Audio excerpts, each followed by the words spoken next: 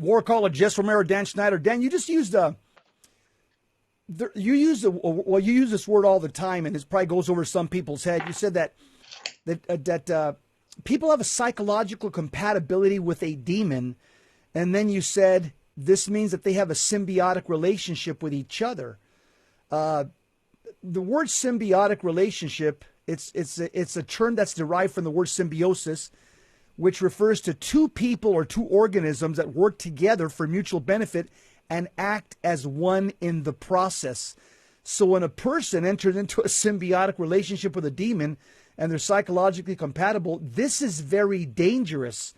And again, unless the person returns to a life living in a state of grace, there's just no way you're going to be able to drive the demon out.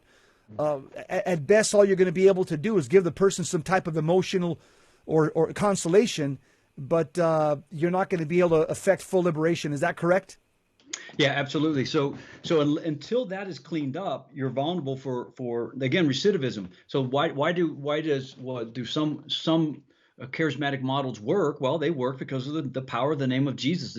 The demon responds to the prayers. He responds to the name of Jesus, even if it's done outside of the authority structure. The demon can and does often respond. The problem is if you don't shore up, if you're praying for over somebody who's not in a state of grace, they're still contracepting in their home, they're still looking at porn, they and then psychologically they still got deep psychological trauma that they haven't dealt with. They've got issues of a malformation due to their own father. They've got the father wound, so called, and they've got all these psychological issues. As soon as the baby daddy gets released, right, from jail, he goes right back to her, right? They have this unholy attraction one to the other. So we see this unholy attraction between the woman and the man.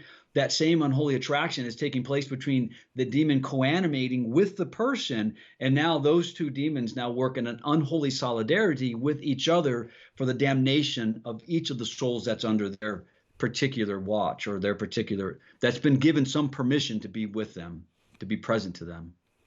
Dan, there was a priest back in the 60s that used a term.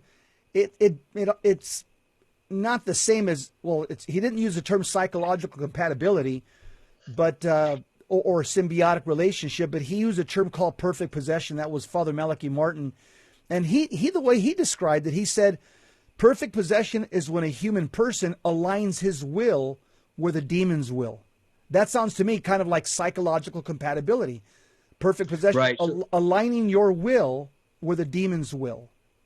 Right. So what we try to do is how many times did when you had your fighter, you're training a fighter, and you are able to see it and slow it down. You're seeing the punches come in. You're saying, look, when you do this, you slow this punch down, right?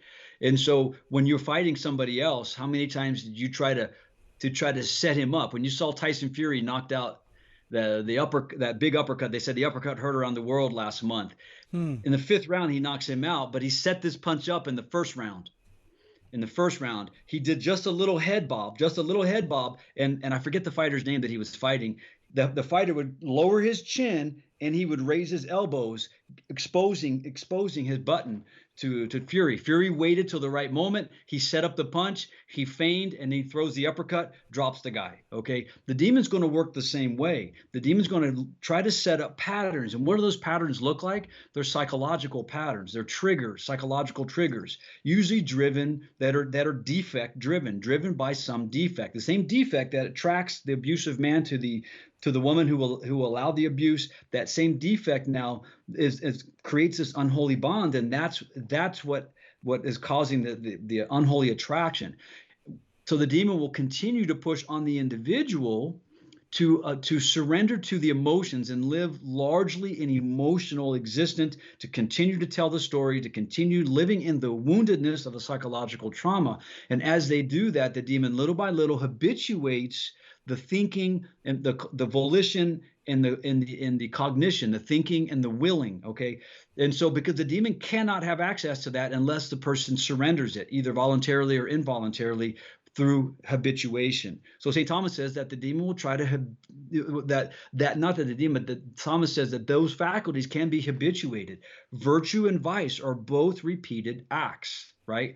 This is Vince Lombardi who said winning is the habit, and unfortunately, so is losing. Right. So virtues and vice are both repeated acts. This is why we go so deeply into the manual on virtues and vices, because we have to cut that behavior off to identify where the demon is being operant in areas of life that we have psychological and emotional, vulnerabilities.